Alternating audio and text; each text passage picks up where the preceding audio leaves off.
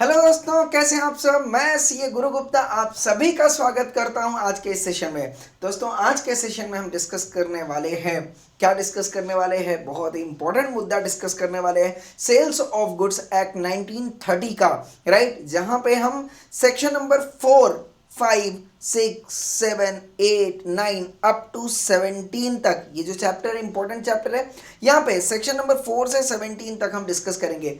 Previous session में दोस्तों हमने section number 2 and 3, right, 2 is definition, बहुत सारे डेफिनेशन कवर किए थे जहां पे हमने गुड्स के बारे में बताया था, राइट। और आज हम एनालिसिस करेंगे किसका दोस्तों, इस चैप्टर का जिसका नाम है फॉर्मेशन ऑफ कॉन्ट्रैक्ट, जहां पे कितने सेक्शंस को आज हमें कवर करना है, that is from section number 4 to section number 17। ठीक है, तो हम क्या करेंगे आज के इस सेशन में, एक तो सेक्शन का चीरफाड़ करेंगे, सेक्शन का पूरा ऑपरेशन करेंगे और उसको सिंप्लीफाई करके डायग्रामेटिक तरीके से आपको प्रेजेंट करने वाले हैं, जहां पे जिसके कारण आपको जो सेल्स ऑफ गुड्स एक्ट है वो थोड़ा सा सिंपल लगने लगेगा। And as and when you face with the case study related to what that is sale of goods act, you will be in a position to solve those case studies in effective way, right। तो चलिए आज start करते हैं आज के session पे, right. और पहला सेक्शन हमारे पास आता है दोस्तों, that is called as what, section number 4। सबसे पहले बात हम ये समझ लें कि इस चैप्टर में कितनी चीजें यहाँ पे कवर है दोस्तों। Section number 4 talks about contract of sale. कोई आप हमें बताओगे कॉन्ट्रैक्ट ऑफ सेल क्या होता है? तो सेक्शन नंबर 4, 5, यहाँ पे आप देख लें 4, 5, okay, that is contract of sale है। सब्जेक्ट मैटर ऑफ कॉन्ट्रैक्ट जो है 6, 7, 8 तक रहेगा। 9 जो है वो 9 एंड 10 दैट इज प्राइस के बारे में डिस्कस करता है। ठीक है, तो सबसे पहले यहीं पे अपन क्लासीफाई कर लेते हैं, that is 4, 5 that is called as what, contract of sale के बारे में डिस्कस करना है हमको यहाँ पे। Okay, 6, 7, 8 right talks about what, subject matter. Okay, and 9, 10 talks about what, price. आज इन्हीं चीज़ों पे हम डिस्कस करेंगे और इसी के साथ हमारा सेक्शन 4 से लेके सेक्शन 10 तक जो है वो कवर होगा। और इससे रिलेटेड काफ़ी सारे एनालिसिस भी हम करेंगे जो आपको आगे चल के जब आप कॉम्प्लिकेटेड सेक्शंस पे जाओगे, बहुत सारे एनालिसिस करने को आएंगे, तो यहाँ पे आपका जो लॉजिक है वो बहुत ही सॉलिड रहेगा। तो चलिए आ जाइए, स्टार्ट करते हैं दोस्तों हमारा section number 4, sale and agreement to sale. सबसे पहली बात, सेक्शन नंबर 4 बात कर रहा है दोस्तों contract of sale. Contract of sale का क्या मतलब होता है? ओके, अगर कॉन्ट्रैक्ट ऑफ सेल का मतलब समझना है दोस्तों, तो हमारे पास सबसे पहला रास्ता क्या रहता है, जैसा कि मैंने आपको बताया था, एक तो हमारे पास डेफिनेशन रहेगा, डेफिनेशन नहीं है तो जजमेंट, इसको याद रखिएगा, कोर्ट का जजमेंट होगा, और अगर ये भी नहीं है तो कॉमन पार्लेंस थ्योरी होगी, कॉमन पार्लेंस थ्योरी होगी। यस और नो? यस। तो डिफाइन किया हो गया होगा, तो डिफाइन यहां पे जो किया गया होगा वो सेक्शन नंबर 2 में है, बराबर है। और अगर डिफाइन नहीं है तो क्या बाकी के सेक्शन में उसे इंटरप्रेट किया जाएगा? यस। इंटरप्रेट कौन करेगा दोस्तों? जज करेंगे, कोर्ट करेगा। यस और नो? यस। तो यहां पे जब ये पूछ रहे हैं कॉन्ट्रैक्ट ऑफ सेल का मतलब क्या होता है, कॉन्ट्रैक्ट ऑफ सेल ये लिखा है, देखिए यहां पे, contract of sale of goods is a contract, is a contract, मतलब कहने का मतलब सेल का कॉन्ट्रैक्ट भी एक कॉन्ट्रैक्ट है, वेयर बाय सेलर ट्रांसफर्स और एग्रीज टू ट्रांसफर। अब अगर मेरी बात आप समझिएगा, ठीक है, मैं यहाँ पे शब्दों पे खेलूंगा दोस्तों और शब्दों को ही आपको पकड़ना है। अगर आपके अंडरस्टैंडिंग में या सेल्स ऑफ गुड्स एक्ट में कॉन्ट्रैक्ट ऑफ सेल लिखा हुआ है, आपने पढ़ा होगा कॉन्ट्रैक्ट ऑफ सेल कहीं कहीं पे लिखा होता है, या तो कहीं पे लिखा होता है सिर्फ और सिर्फ दैट इज सेल, और या तो लिखा होता है एग्रीमेंट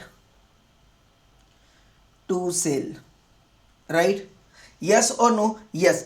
तीनों में फर्क होता है। Now try and understand that contract of sale का क्या मतलब होता है। कॉन्ट्रैक्ट ऑफ सेल का मतलब होता है या तो सेल या तो agreement to sale, try and understand. और दूसरा एक शब्द लिखा होता है यहाँ पे, कॉन्ट्रैक्ट फॉर सेल। क्या लिखा होता है? कॉन्ट्रैक्ट फॉर सेल, सेल के लिए कॉन्ट्रैक्ट बनाना, और एक होता है कॉन्ट्रैक्ट ऑफ सेल, सेल का कॉन्ट्रैक्ट। तो सेल का कॉन्ट्रैक्ट का मतलब होता है दोस्तों, एक तो दैट इज सेल, जिसको आप बोलते हो कॉन्ट्रैक्ट फॉर सेल। इसी सेल को आप क्या बोलोगे, कॉन्ट्रैक्ट फॉर सेल। तो मैं ये बोल सकता हूं this contract for sale is a contract of sale. Contract for sale is contract of sale, and contract for agreement to sale, क्या बोला मैंने, agreement to sale. Agreement to cell मतलब फ्यूचर में, तो contract for agreement to sale is equal to what, contract of sale. तो contract of sale का मतलब आप समझ ले। सेक्शन नंबर 4 बोलता है दोस्तों, कॉन्ट्रैक्ट ऑफ सेल या तो सेल होगा और या तो एग्रीमेंट टू सेल होगा। यस और नो, यस। तो section number 4 contract of sale के बारे में बता रहे हैं, या तो सेल कर दो या तो एग्रीमेंट टू सेल। सेल का मतलब क्या हो गया, अब मेरी बात ध्यान समझिएगा, सेल का मतलब क्या होता है। तो यहां पे ये बोलता है where under a contract of sale the property in the goods. अब ये गुड्स का मतलब मैंने आपको डेफिनेशन में बताया हुआ था, मतलब मूवेबल प्रॉपर्टी। क्या बताया हुआ था, मूवेबल प्रॉपर्टी की बात करेंगे, इमूवेबल प्रॉपर्टी की बात नहीं करेंगे। तो कॉन्ट्रैक्ट ऑफ सेल क्या बोल रहा है, the property in the goods is transferred. क्या बोल रहे हैं यहां पे, under the contract of sale the property in the goods is transferred from the seller to the buyer. क्या लिखा है यहां पे, द कॉन्ट्रैक्ट। ये कॉन्ट्रैक्ट का मतलब क्या हो गया, this contract is called as, try and understand that contract is called as this contract, and this contract is called as contract of sale. Okay, तो contract is called as sale. अब अगर आपको समझ में आ जाएगा, यहां पे जो मैं शब्द बोल रहा हूं, यहां पे सिर्फ और सिर्फ सेल लिखा हुआ है। तो सेल का मतलब, इस सेल का मतलब क्या हो गया, ये कॉन्ट्रैक्ट ऑफ सेल। तो एक कॉन्ट्रैक्ट ऑफ सेल का मतलब होता है सेल करना, और एक कॉन्ट्रैक्ट ऑफ सेल का मतलब होता है क्या करना, एग्रीमेंट टू सेल करना। पर इस कॉन्ट्रैक्ट ऑफ सेल को सेल कब बोला जाएगा, जब, ध्यान से समझिएगा, गुड्स ट्रांसफर हो चुका है। क्या लिखा है, ईडी, ट्रांसफर्ड, ट्रांसफर्ड हो चुका है, कहां से, from the seller to the buyer. अब ट्रांसफर कैसे होगा, उसके लिए क्या क्या प्रोविजन अप्लाई करना पड़ेगा, ये बात की बात है। तो यहां पे दोस्तों सेल का मतलब क्या हो गया, ट्रांसफर्ड ऑफ गुड्स। क्या बोला मैंने, ट्रांसफर्ड ऑफ गुड्स। इस सेल का मतलब क्या हो गया, transferred of goods. And agreement to cell का मतलब क्या हो गया दोस्तों, what do you mean by agreement to sale. अगर आप बोलोगे sir agreement to sale define किया गया, कहीं पे डिफाइन नहीं किया गया, यहां पे सेक्शन नंबर 4 बता रहा है एग्रीमेंट टू सेल का मतलब होता है, ध्यान से, ये भी क्या है दोस्तों, contract is called as an agreement to cell. तो कहने का मतलब क्या हो गया यहां पे, कि ये जो कॉन्ट्रैक्ट ऑफ सेल है, तो contract of sale is equal to, contract of sale is equal to contract for sale and contract for agreement to sale. Concept समझ में आया या नहीं आया, यस। तो कॉन्ट्रैक्ट ऑफ सेल, अब जब शब्द दिया होगा, कहीं पे भी दिया होगा, सेल्स ऑफ गुड्स एक्ट में कहीं पे भी कॉन्ट्रैक्ट ऑफ सेल पढ़ेंगे, इसका मतलब समझ जाइएगा कि इस कॉन्ट्रैक्ट ऑफ सेल का मतलब सेल भी हो सकता है, कॉन्ट्रैक्ट फॉर सेल भी हो सकता है, and contract for agreement to sale भी हो सकता है। समझ में आई क्या बात, यस। पर अगर सिर्फ सेल वर्ड लिखा हो तो इसे आप समझिएगा कि ये सेल, किस सेल की बात कर रहा है, कॉन्ट्रैक्ट फॉर सेल की बात कर रहा है। और अगर एग्रीमेंट टू सेल लिखा है तो यहां पे सिर्फ contract for agreement to sale होगा। ओके, आ रहा है बात समझ में, यस, वेरी गुड। नाउ अब मेरी बात समझिएगा दोस्तों, ट्रांसफर और agrees to transfer property in goods, ये हमने बता दिया था, कौन सी, मूवेबल प्रॉपर्टी, मूवेबल प्रॉपर्टी बताया था या नहीं बताया था, यस। इसमें से ये भी हमने बताया था कि एक्शनेबल क्लेम नहीं रहेगा, मनी नहीं रहेगा, ग्रोइंग क्रॉप्स रहेंगे, और वो सारी चीजें रहेंगी जो agree to be severed before the sale है। यस और नो, यस। अच्छा, अब ये क्या बोल रहा है, sale of goods is a contract whereby the seller transfer और agrees to transfer goods to the buyer for a price. तो यहां पे अगर इस सेक्शन 4 की अगर आप बेसिक अंडरस्टैंडिंग समझ रहे हैं तो यहां पे आपको क्या बता रहा है, essentials of contract of sale. तो अगर आप इसी चीज को दिमाग में सिंपल थ्योरी पढ़ते हैं, अगर कोई भी बुक पढ़ते हैं जहां पे सिंपल थ्योरी दी है तो बोलते हैं essentials of contract of sale means there has to be a transfer और agreement to transfer, there has to be transfer agreement to transfer of property in goods. Okay, that transfer must be from seller to buyer and the transfer must be for a price. आ रहा है बात समझ में या नहीं आ रही है, yes और नो? तो ये जो बेसिक एसेंशियल्स निकल रही है कहां से निकल रही है, सेक्शन नंबर 4 से ही निकल रहे हैं दोस्तों। इसको हम जरा बाद में डिस्कस करेंगे, अभी बेसिक बेसिक चीजें डिस्कस करेंगे, ठीक है? ओके, अच्छा, ये कॉन्ट्रैक्ट जो है दोस्तों एब्सोल्यूट भी हो सकता है, कंडीशनल भी हो सकता है।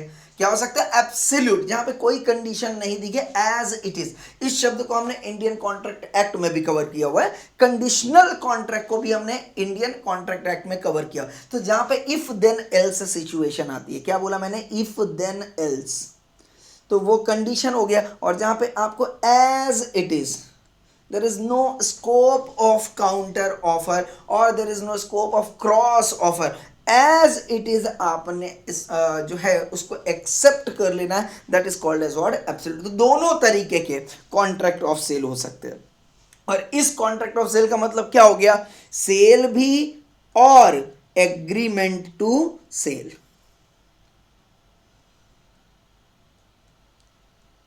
अब कहने का मतलब क्या हो गया कि जहां पे भी आपका understanding contract of sale word रहेगा, आपको झट से समझ लेना है कि ये सेल की भी बात कर रहा है और ये एग्रीमेंट टू सेल की भी बात कर रहा है। तो सेल जो है वो भी एब्सोल्यूट होगा, कंडीशनल हो सकता है, एग्रीमेंट टू सेल भी एब्सोल्यूट हो सकता है, कंडीशनल हो सकता है। आई hope I am clear or not clear? Yes. अच्छा, अब ये बोलते हैं सर आपने ठीक है ये तो समझा दी है, कॉन्ट्रैक्ट ऑफ सेल में दो चीजें आती है, एक तो सेल की बात, एक तो एग्रीमेंट टू सेल की बात। पर सर ये सेल क्या होता है और एग्रीमेंट टू सेल क्या होता है? मेरी बात ध्यान से समझिएगा। सेल का मतलब क्या होता है? जहां पे property in goods already transferred हो चुकी है फ्रॉम सेलर टू बायर। यहां पे देखिए ईडी वर्ड दिया हुआ है, ED word is very important. Sale उसको बोलते हैं जहां पे गुड्स ट्रांसफर हो चुके हैं from seller to buyers, called as what? Sale. तो सर क्या इसमें प्राइस के पेमेंट की भी बात की जाएगी? नहीं, सेल को अंडरस्टैंड करने के लिए सिर्फ ट्रांसफर वर्ड का यूज किया हुआ है, पेमेंट डिलीवरी से सेल का कोई लेना देना नहीं है दोस्तों। पर जब मैं बात करता हूं agreement to sale, agreement to sale बोलता है वेयर द ट्रांसफर, यहां पे ईडी नहीं लिखा है, ट्रांसफर के साथ, the transfer of the property in the goods is to take place. To take place मतलब क्या बोल रहा है कि अभी हुआ नहीं, होगा। होगा मतलब दोस्तों फ्यूचर में, कहां पे? Future time, future time. तो जब भी इससे ट्रांसफर के साथ, ट्रांसफर हुआ ना हो बल्कि होने वाला हो, in somewhere in future time, और अगर फ्यूचर में नहीं अभी भी हो रहा हो, करंट में हो रहा, ट्रांसफर हो चुका हो, पर उसमें क्या दी गई है? कंडीशन। क्या दिया गया है? Condition, there after to be fulfilled. Condition को पूरी करना। सेल आपने अभी कर दिया पर उसमें कुछ कंडीशन थी जो अभी पूरी नहीं हुई है, तो वो जब तक कंडीशन पूरी नहीं हो जाती है, the contract is called as what? Agreement to sell. I hope I am clear or not clear? Yes. तो 4.3 सेक्शन 4.3 स्पेसिफिकली बोल दिया है, ट्राई एंड अंडरस्टैंड दैट, कि एग्रीमेंट टू सेल वो चीजें होंगी जहां पे ट्रांसफर फ्यूचर टाइम में होगा या condition to be fulfilled thereafter sales take place, taken place. आ रहा है बात समझ में? यस और नो? यस। तो एक तो क्या बोल रहा है? दो चीजें, तो मैं शॉर्टकट में बोल रहा हूं। सेल का मतलब हो गया टी, टी मतलब ट्रांसफर्ड, और एग्रीमेंट टू सेल का मतलब हो गया एफ, एफ मतलब फ्यूचर टाइम, और सी, सी मतलब कंडीशन। याद रखिएगा। और ये किसने बोला? Under section 4.3। ये दोनों चीजें कहां पे आ गई दोस्तों? Under section 4.3। तो 4 में जब आप कॉन्ट्रैक्ट ऑफ सेल पढ़ते हो तो सेक्शन 4 ने बहुत क्लियर कर दिया है। क्या क्लियर कर दिया है दोस्तों? नंबर 1 क्या होगा? There has to be sale और there has to be agreement to sale, number 1। Number 2 क्या बोला? ये या तो सेल क्या होगा? एब्सोल्यूट होगा या कंडीशनल हो सकता है? यस और नो? Yes, absolute. अब अगर मैं बात करूंगा एब्सोल्यूट, तो एब्सोल्यूट तो आ गया सेल पे, और कंडीशन की बात कहां पे आ जाएगी दोस्तों? यहां पे। तो अगर कंडीशनल है, याद रखिएगा, तो पक्का एग्रीमेंट टू सेल है, और अगर एब्सोल्यूट है तो वो पक्का सेल है। बोलो हाँ या ना? आप देखो समझ में आना शुरू हो जाएगा। तो एब्सोल्यूट की अगर बात करें, 4-3 ने क्लियर की कि अगर कंडीशन लगा हुआ है तो एग्रीमेंट टू सेल हो। तो इसीलिए इसने बोला कॉन्ट्रैक्ट ऑफ सेल का मतलब क्या होगा कि अगर एब्सोल्यूट है तो सेल हो जाएगा, और अगर कंडीशनल है तो एग्रीमेंट टू सेल हो जाएगा। कॉन्सेप्ट क्लियर है या नहीं क्लियर है? यस और नो? यस। ओके, तीसरी बात यहां पे क्लियर हो गई। यस। और यहां पे लास्ट पॉइंट आता है, क्या ओके क्या एग्रीमेंट टू सेल हो सकता है? क्या बोला मैंने? क्या एग्रीमेंट टू सेल, क्या बोला मैंने? क्या एग्रीमेंट टू सेल हो सकता है? तो बोले ये जो एफ है और ये जो सी है, फ्यूचर टाइम मतलब दैट टाइम इलैप्स, मतलब वो समय आ गया जब आपको अपनी जो है डिलीवरी परफॉर्म करनी थी, तो वो टाइम इलैप्स हो गया, या तो कंडीशन क्या होगी दोस्तों? Fulfilled. Condition gets what? Fulfilled. तो ये जो एफ और सी है, जैसे ही समय पूरा हो जाएगा या कंडीशन फुलफिल हो जाएगी, तो ये जो एग्रीमेंट टू सेल है वो क्या कहलाएगा दोस्तों? सेल कहलाएगा। तो सेक्शन 4 ने बहुत क्लियर बताया, क्या बताया कि सेल का मतलब क्या होता है, एग्रीमेंट टू सेल का मतलब क्या होता है, और एग्रीमेंट टू सेल कब सेल हो सकता है। सेक्शन 4 ने बस आपको इतनी बात बताई है। आई hope I am clear with this. Section 4 ने बस इतनी ही बात बताई है कि कॉन्ट्रैक्ट ऑफ सेल का मतलब क्या होता है? सेल या तो agreement to sell.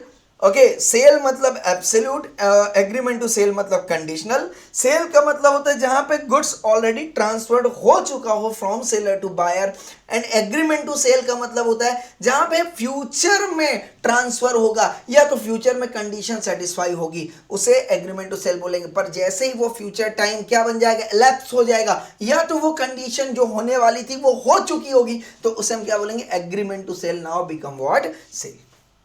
I hope I am clear or not clear? Yes और नो? यस। नाउ दूसरी बात आती है दोस्तों कि ये जो आप सेल का कॉन्सेप्ट ला रहे हो या एग्रीमेंट टू सेल का कॉन्सेप्ट ला रहे हो, ये कैसे होगा, कैसे हम इसको परफॉर्म करेंगे, सेल को कैसे परफॉर्म किया जाएगा? अच्छा, एग्रीमेंट टू सेल तो फ्यूचर का है, तो उसे आज एज सच परफॉर्म करने की जरूरत नहीं है, पर सेल को तो आज ही परफॉर्म करने की जरूरत पड़ी, तो कैसे परफॉर्म करेंगे, सेल एग्जीक्यूट कैसे होगा? तो मैंने यहां पे आपको वैसे पहले भी बताया था इंडियन कॉन्ट्रैक्ट एक्ट में।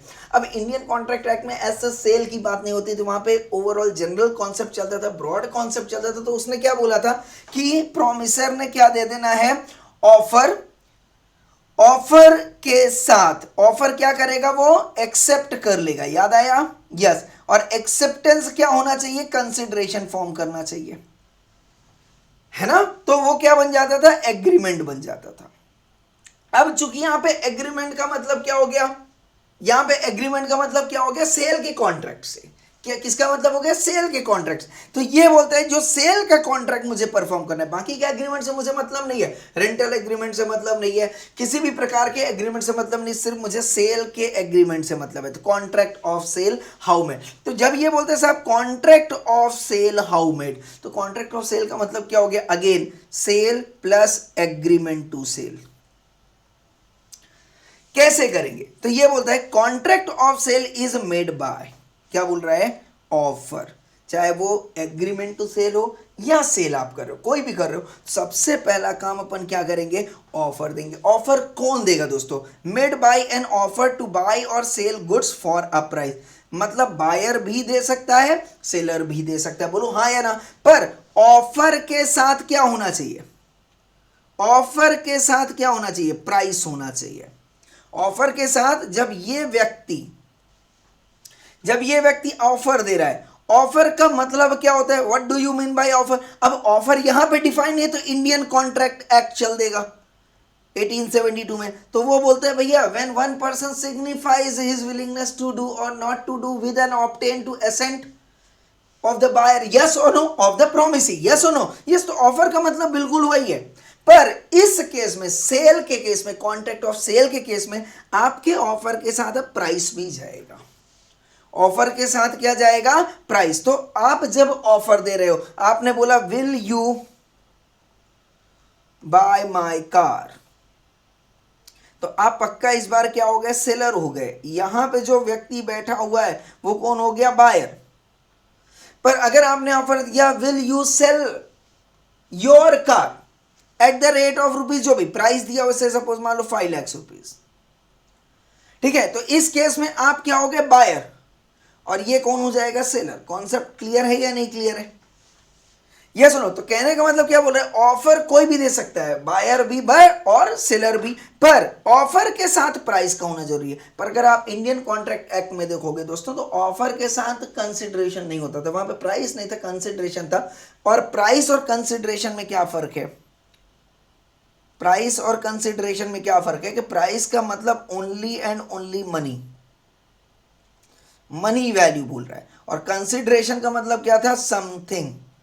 समथिंग मतलब मनी भी and otherwise than by money. बोलो हाँ या ना? तो कंसिडरेशन का स्कोप बड़ा था, क्योंकि इंडियन कॉन्ट्रैक्ट स्कोप जो है वो सेल्स ऑफ गुड्स एक्ट के स्कोप से बड़ा था। क्लियर है या नहीं क्लियर है? यस और नो? यस। अब ये बोलते हैं सही है भैया, आप जो है ये ऑफर अगर आप दे रहे हो तो ऑफर आप प्राइस के साथ देना, और बायर इस केस में क्या कर लेगा? बायर सिर्फ इस ऑफर को एक्सेप्ट करेगा। बायर क्या करेगा? इस ऑफर को एक्सेप्ट कर लेगा। तो प्राइस इस बार जो है कौन बताएगा? कौन बताएगा? ऑफरर बताएगा, और बायर का काम होगा सिंपली उस ऑफर को एक्सेप्ट करना। तो प्लस एक्सेप्टेंस। तो यहां पे जो कॉन्सेप्ट है थोड़ा सा अलग चलेगा इंडियन कॉन्ट्रैक्ट एक्ट से। तो मैं बता देता हूं, इंडियन कॉन्ट्रैक्ट एक्ट में कॉन्सेप्ट कैसा चलता था?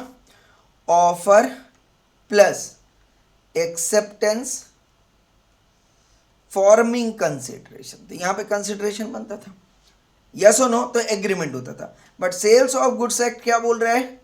ऑफर प्लस प्राइस, यस और no, plus acceptance. Concept clear है या नहीं क्लियर है? यस और नो? यस। अब बोलते ठीक है साहब, ये कॉन्ट्रैक्ट जो सेल का हमें बनाना है यहां पे, ये रहा, ठीक है। तो कॉन्ट्रैक्ट ऑफ सेल, अब दूसरे में आ जाते हैं, इसमें हम एनालिसिस लेते हैं 4 और 5 का। तो अगर मैं बोलता हूं कॉन्ट्रैक्ट ऑफ सेल, अब इसमें आपने क्या समझ लिया था? जल्दी बोलिए फटाफट से। एक तो था सेल, एक तो था एग्रीमेंट टू सेल। बेस जितना मजबूत रहेगा दोस्तों, उतना आगे चल के आसानी हो जाएगी। तो सेल बोलता है यहां पे टी ट्रांसफर्ड हो जाए, और यहां पे बोलता है एफ और सी, एफ और सी। कॉन्सेप्ट क्लियर है या नहीं क्लियर है? यस और नो? यस। अच्छा, अब ये बोलते हैं साहब सेल होगा कैसे? तो इसने बोला सेल करने के लिए जरूरी है offer plus price plus acceptance. यहां पे भी वही चीज, और सेम चीज यहां पे भी चलेगी।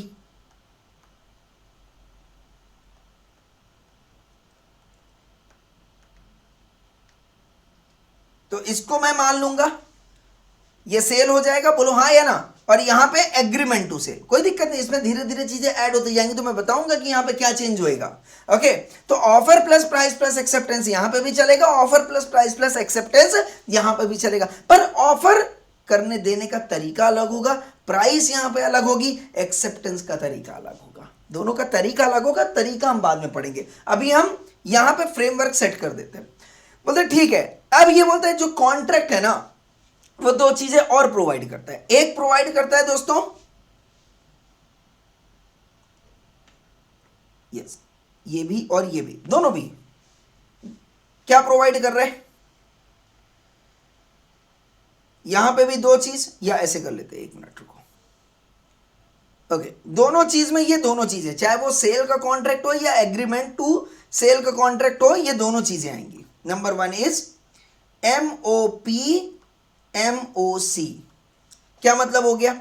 अब भैया देखो, सामने वाले ने क्या दिया, ऑफर दिया प्राइस के साथ, तो सामने वाले ने, बायर ने क्या कर लिया, एक्सेप्ट कर लिया। से सपोज सेलर को मैं ऑफर देने वाला बोल रहा हूं, बायर को मैं एक्सेप्ट करने वाला बोल रहा हूं। बोले ठीक है साहब, मैंने ऑफर दिया, suppose will you bye my car at the rate of ₹5 lakh, मैंने ऑफर दे दिया, आपने एक्सेप्ट कर लिया। बोले ठीक है साहब, आपने एक्सेप्ट तो कर लिया, अंडरस्टैंडिंग बन गई। नाउ साहब एग्जीक्यूशन की बात आती है, आप कैसे करोगे, आप सेल कैसे करोगे, मतलब आप जो कार को परचेज कैसे करोगे और आप पेमेंट कैसे दोगे, ट्राई एंड अंडरस्टैंड। तो एक तो बोलता है साहब मोड ऑफ पेमेंट, क्या बोलता है, मोड ऑफ पेमेंट, और दूसरा बोलता है मोड ऑफ कॉन्ट्रैक्ट। कॉन्ट्रैक्ट कैसे बनेगा और पेमेंट कैसे दोगे। तो यहां पे अगर आप देखेंगे, ये बोल रहा है कॉन्ट्रैक्ट में प्रोवाइड, कॉन्ट्रैक्ट प्रोवाइड कर सकते हैं, मतलब जब आप कॉन्ट्रैक्ट ऑफ सेल बना रहे हो तो आपको सबसे पहले किसके बारे में बात करना पड़ेगा, डिलीवरी कैसे होगी और पेमेंट कैसे होगा, ये दो चीजों की बात होगी। तो यहां पे मैं बात कर रहा हूं mode of payment and mode of contract की। किसकी बात कर रहा हूं, मोड ऑफ पेमेंट। तो mode of payment, mode of payment में अगर आप देखोगे दोस्तों, ये सेक्शन 5(1), ये भी सेक्शन 5(1), दोनों चीजें बात कर रहा है। तो मोड ऑफ अगर पेमेंट आप देखोगे तो यहां पे बोल रहा है इमीडिएट डिलीवरी दे दो। भैया मैंने पेमेंट किया, आप डिलीवरी जो है वो तुरंत दे दो, या तो इमीडिएट पेमेंट कर दो। मैंने बोला आप तुरंत डिलीवरी दे दो, मैं तुरंत पेमेंट कर देता हूं, हो जाएगा, यस हो जाएगा। ये बोलते हैं साहब इमीडिएट डिलीवरी मैं दे दे रहा हूं, पर बोल रहा है साहब मैं पेमेंट बाद में करूंगा, तो पेमेंट लेटर ऑन। आप मेरी बात समझना, सेल्स ऑफ गुड्स एक्ट में सिचुएशन को पूरा समझना जरूरी है, राइट। तो एक तो ये बोला कि भैया मैं तुरंत पेमेंट कर दूं, आप तुरंत डिलीवरी दे दो, करेक्ट। दूसरा बोलता है मैं डिलीवरी तुरंत दे रहा हूं, पेमेंट आप बाद में दे देना। या तीसरा ये हो सकता है पेमेंट आज आप दे दो, डिलीवरी मैं बाद में दे दूंगा। बोलो हाँ या ना, इमीडिएट पेमेंट और और नहीं एंड। तो immediate delivery and payment later on, immediate payment and delivery later on, ये दोनों केस में चल रहा है। किसके किसके, contract for sale as well as contract for agreement to cell, मतलब कॉन्ट्रैक्ट ऑफ सेल की बात हो रही है। तो यहां पे immediate delivery and payment later on और immediate payment and delivery later on. And तीसरा क्या बोलता है, कैश ऑन डिलीवरी। यहां पे आप देखिए क्या लिखा है, कैश ऑन इमीडिएट डिलीवरी, और डिलीवरी भी तुरंत हो रही तो इमीडिएट डिलीवरी, और payment and delivery both can postponed.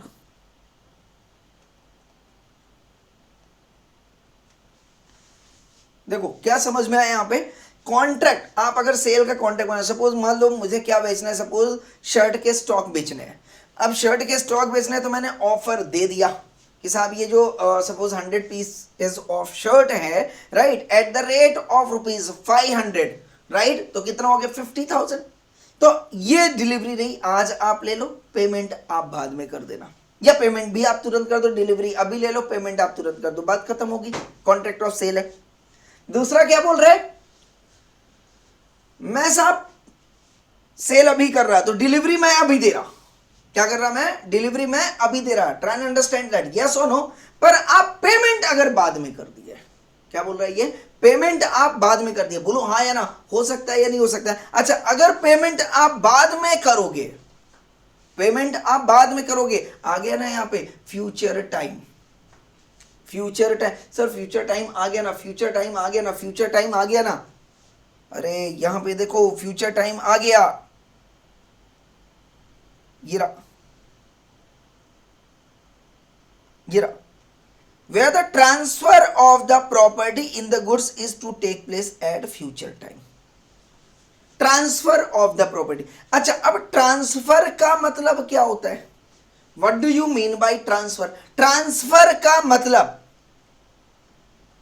Payment से होगा और डिलीवरी से होगा, और एनी वन ऑफ देम।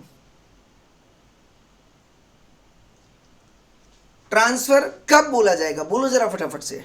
तो अब इस ट्रांसफर को समझने के लिए हम कहां पे जा सकते हैं, डेफिनेशन में जा सकते हैं। और डेफिनेशन में आप देखोगे ट्रांसफर वर्ड है ही नहीं, है क्या कहीं पे, नहीं है, बराबर है। पर ट्रांसफर को बताना तो पड़ेगा। तो what do you mean by transfer. तो ट्रांसफर, मेरी बात समझ लीजिए, कहां पे थे, यस ये रहा, ओके। तो अब यहां पे ट्रांसफर तो दिया नहीं है, तो सर ट्रांसफर का मतलब क्या होगा, क्योंकि अगर ट्रांसफर वर्ड मैं नहीं समझूंगा तो मुझे पता नहीं चलेगा इन सिचुएशन में से सेल वाला कौन सा होगा और एग्रीमेंट टू सेल वाला कौन सा होगा। आ रहा है मेरी बात समझ में, यस और नो, यस। तो यहां पे ट्रांसफर का मतलब क्या होता है दोस्तों, सिंपल लैंग्वेज में अभी बोल रहा हूं, अंडरस्टैंड करिएगा।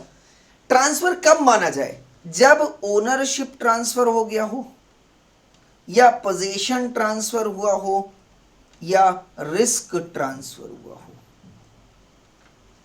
यहां पे किस के ट्रांसफर, किस चीज के ट्रांसफर की बात हो रही है दोस्तों, बोलो जरा फटाफट। यहां पे ओनरशिप के ट्रांसफर की बात हो रही है, टाइटल के ट्रांसफर की बात हो रही है। हाँ, ये बात और अलग है कि जब हम आगे चलेंगे तो बहुत सारे, अगर सिर्फ पोजीशन भी हुआ होगा, राइट, पोजीशन के साथ रिस्क भी ट्रांसफर हुआ होगा, तो उस केस में कुछ केस में डीम्ड ओनरशिप मान लिया जाएगा। बट एज सच अभी लिटरल इंटरप्रिटेशन के लिए ट्रांसफर का मतलब मैं क्या मान लूं दोस्तों, बोलो जरा फटाफट से, ओनरशिप का ट्रांसफर। और ओनरशिप कब ट्रांसफर होगा, बोलो जरा फटाफट से, ओनरशिप कब ट्रांसफर होगा, जब डिलीवरी हो गई हो, हाँ या ना, यस। और दूसरा पेमेंट हो गया हो। इसमें भी आगे चल के बहुत सारे सिचुएशंस आएंगे कि कहीं पे डिलीवरी हो जाएगी, कहीं पे पेमेंट नहीं होगा, कहीं पे पेमेंट हो जाएगा, कहीं पे डिलीवरी नहीं होगी, कहीं पे बीच में कोई एजेंट आ जाएगा। आ रहा है बात समझ में या नहीं आ रहा है, यस और नो, यस, बहुत बढ़िया। तो अभी बेसिकली सारे के सारे एनालिसिस अपन पोस्टपोन करेंगे, अपन सिर्फ सिंपल सा मतलब समझेंगे ट्रांसफर का मतलब। चूंकि सेल की बात कर रहा हूं मैं, एग्रीमेंट टू सेल की बात नहीं कर रहा हूं, तो ट्रांसफर का जो मतलब है वो सीधा सीधा मैं क्या मान लूंगा, डिलीवरी प्लस पेमेंट। अभी के लिए मैं क्या मान लेता हूं, डिलीवरी। फिर इसमें परमिटेशन कॉम्बिनेशन आएंगे, वो हम फ्यूचर में देखेंगे, बोलो हाँ या ना, यस। तो अभी सिंपल सा मतलब क्या बोलूंगा मैं, कि अगर सेल कवर करना है तो डिलीवरी भी हो गया और पेमेंट भी हो गया। कॉन्सेप्ट क्लियर है। पर अगर पेमेंट लेटर ऑन हुआ तो फिर मैं वो सेक्शन अप्लाई करूंगा, जो भी रिस्पेक्टिव सेक्शन आएगा। अगर इमीडिएट डिलीवरी हो गई, इमीडिएट पेमेंट हो गया, तब तो ये एग्जिस्टिंग है, सेल है। अगर immediate delivery, payment later on हुआ, that depends upon case to case basis.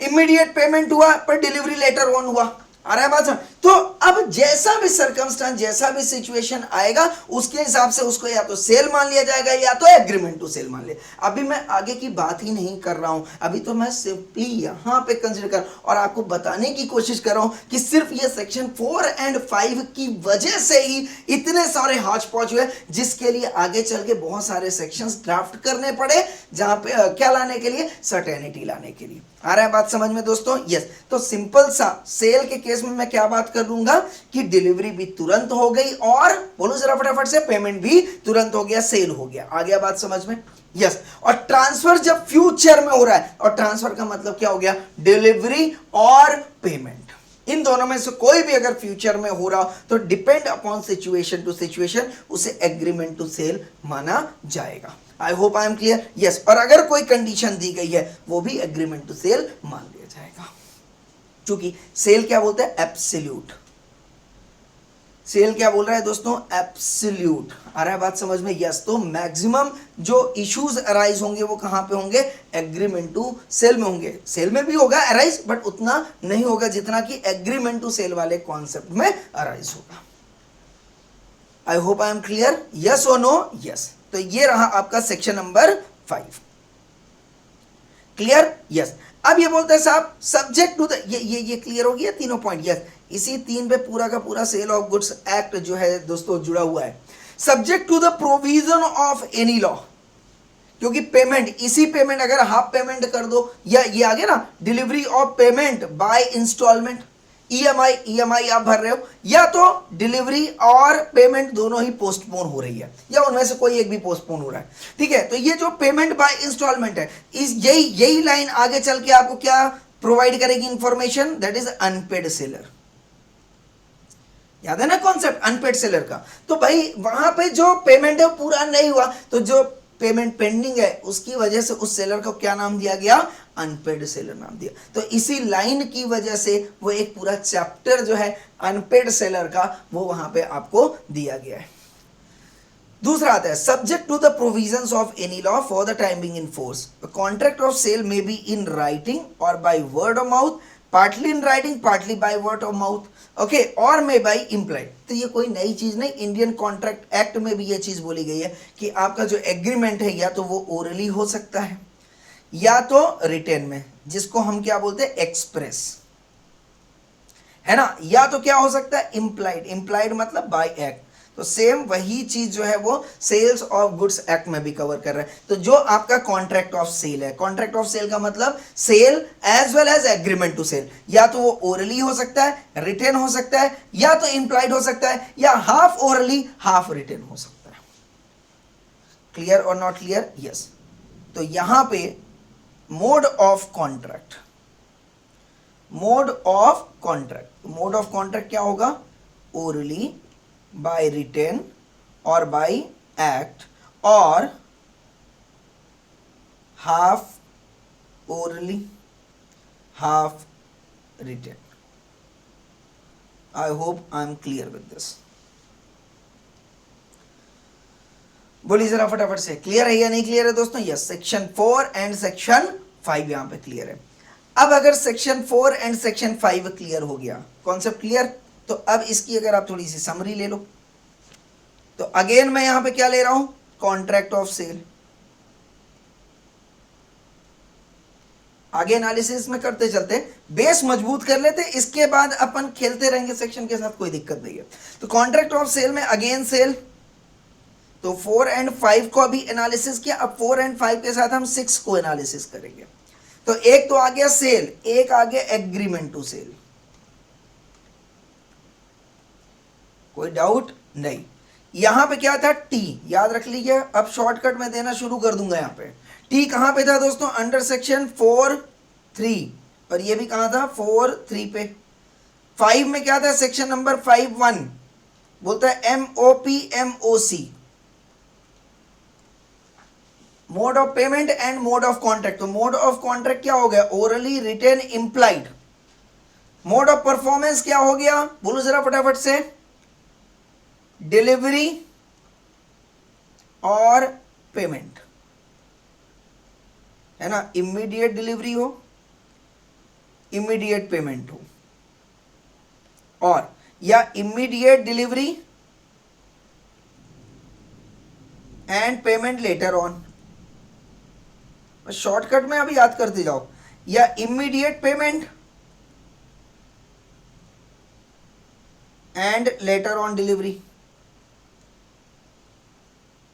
हाँ या ना, और बोथ पोस्टपोन्ड।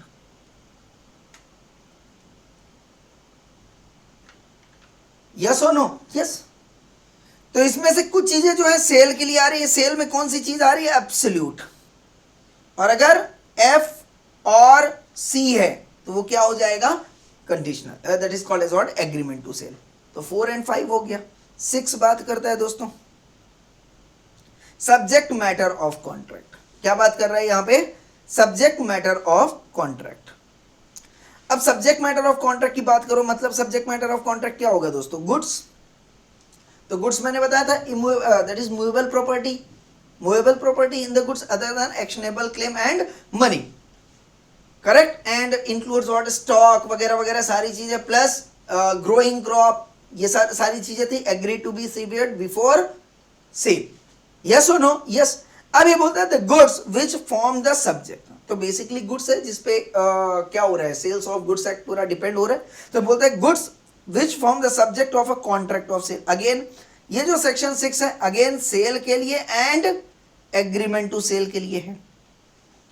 तो अब ये बोलते हैं साहब may be contract of sale may be either existing goods.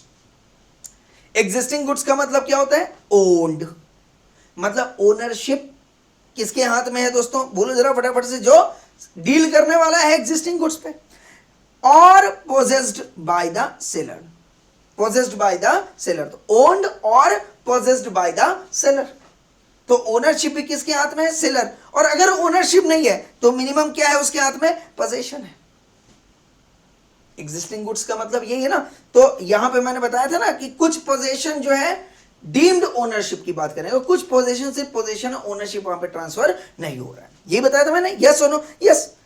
और दूसरा बोलता है फ्यूचर गुड्स। तो फ्यूचर गुड्स मतलब नीदर ओन्ड, अब लिखा नहीं है बट इंटरप्रिटेशन हो जाएगा, क्योंकि एग्जिस्टिंग गुड्स के केस में लिखा हुआ ओन्ड और पोजेस्ड। तो फ्यूचर गुड्स का मतलब क्या हो गया? Neither owned nor possessed by the seller at the time of contract of sale. समझ में आ रहा है क्या? तो कहने का मतलब क्या हो गया? अगर एग्जिस्टिंग गुड्स है तो ये कौन सा सेल कहलाएगा? बोलो ना जरा फटाफट से। ये कहलाएगा दोस्तों contract for cell, existing goods. तो कहने का मतलब जब आप कॉन्ट्रैक्ट फॉर सेल में, मतलब इमीडिएटली पेमेंट, इमीडिएटली डिलीवरी की बात हो रही है, तो उसको हम क्या बोल रहे हैं? Existing goods. गुड्स क्या किया हुआ है? ईदर ओन्ड और एटलीस्ट इसके पोजीशन में है। हाँ या ना? यस। और एग्रीमेंट टू सेल किसकी बात कर रहा है? Future goods. फ्यूचर गुड्स मतलब neither owned nor possessed. Yes. अब बात ये आती है साहब एग्जिस्टिंग गुड्स क्या होता है? ये मैंने कल आपको पिछले वाले सेशन में बताया था कि जो क्या है? ओन्ड है, उसका पोजीशन भी सेलर के हाथ में, और पूरा का पूरा उसके पास राइट है गुड्स को ट्रांसफर करने का। That is called as what? Existing goods. आ रहा है बात समझ में कि नहीं आ रहा है? यस और नो? और फ्यूचर गुड्स का मतलब क्या है? कि भैया ना ही अभी मैंने इसको खरीदा है, ना ही मेरे पास इस गुड्स का ओनरशिप है, और ना ही ये गुड्स मेरे पोजीशन में है। आ रहा है बात समझ में? यस और no? Yes, this is what called as future goods. अब यहां पे देखो ध्यान से फिर से, सेक्शन 6 बोलता है, ये पहला लाइन समझ में आ गया? यस। देयर में be a contract for cell. अब ये देखो क्या मजे दे दिया यहां पे कॉन्ट्रैक्ट ऑफ सेल नहीं लिखा है, यहां पे क्या लिखा है दोस्तों? Contract for cell.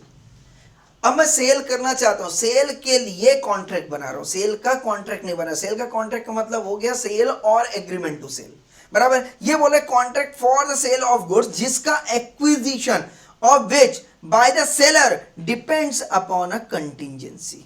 और अब समझ में आ गया होगा विच मे और मे नॉट हैपन। मतलब क्या मतलब हो रहा है कि अभी मैंने एक्वायर नहीं किया है, मेरा एक्विजिशन डिपेंड करता है some future uncertain future event, some uncertain future event which may or may not happen. That's why it is called as what? Uncertain, right? तो अब अगर वो कंटिजेंसी, वो इवेंट अगर मेरे फेवर में रहेगा तो ही मैं एक्वायर करूंगा, तो ही मेरे पास ओनरशिप आएगा, तो ही मेरे पास पोजीशन आएगा, तो ही मैं गुड्स को सेल कर पाऊंगा। तो क्या मैं आज सेल कर रहा हूं या फ्यूचर में कर रहा हूं? फ्यूचर में कर रहा हूं। तो डेफिनेटली ये जो कॉन्सेप्ट है वो किसके लिए है दोस्तों? एग्रीमेंट टू सेल के लिए। किसके लिए? एग्रीमेंट टू सेल के लिए। बट ध्यान से समझिएगा, पूरा एग्रीमेंट टू सेल कवर नहीं हो रहा है यहां पे। सिर्फ और सिर्फ कौन से गुड्स कवर हो रहे हैं? जो कंटिजेंसी पे डिपेंड कर रहे हैं। आ रहा है बात समझ में? यस और नो? यस। कंटिजेंट मतलब मैं ले भी सकता हूं, नहीं भी ले सकता हूं। पर फ्यूचर, बाकी के फ्यूचर गुड्स में ऐसा नहीं कि मैं ले सकता हूं नहीं ले सकता। 100% श्योर है मैं 5 दिन बाद ले लूंगा, वहां पे कोई कंटिजेंसी नहीं है। पर ये रहा कि अगर बारिश अच्छी हुई तो ही मैं ये गुड्स ले सकता हूं, अगर बारिश अच्छी नहीं हुई तो मैं गुड्स नहीं ले सकता हूं। अगर मेरा सप्लायर 5 दिन बाद यहां इंडिया में आ गया तो ही मैं ये गुड्स परचेज कर सकता हूं, अदरवाइज मैं नहीं परचेज कर सकता। There is contingency, right? तो इस शब्द को, इस सिचुएशन को मैंने एक शब्द में डिनोट कर दिया, that is called as what? Contingent goods. तो in the case of contingent goods, try and understand, though it is separately covered, that's why we use the word, the law use the words for, but since these goods indicate some that to be some conditions which is required, which gets fulfilled in some future time, yes or no? That's why it's covered under, it's by nature it is covered under future goods. By nature, kahin pe define nahi kiya gaya, try and understand. By nature, upon the contingency, that goods is covered under the status of what? Future goods. तो यहां पे future goods को, future goods को कितने part में divide किया गया? 3 part में. Number 1 is contingent goods.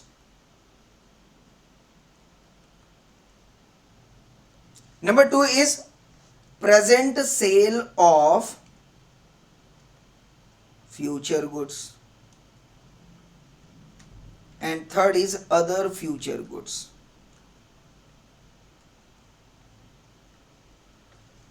Okay, तो जब भी सेल चलेगा तो सेल किसकी बात कर रहे हैं दोस्तों? एग्जिस्टिंग गुड्स की बात कर रहे हैं. और एग्रीमेंट टू सेल किसकी बात कर रहा है? फ्यूचर गुड्स की बात कर रहे हैं. तो यहां पे फ्यूचर गुड्स के केस में ही क्या होगा?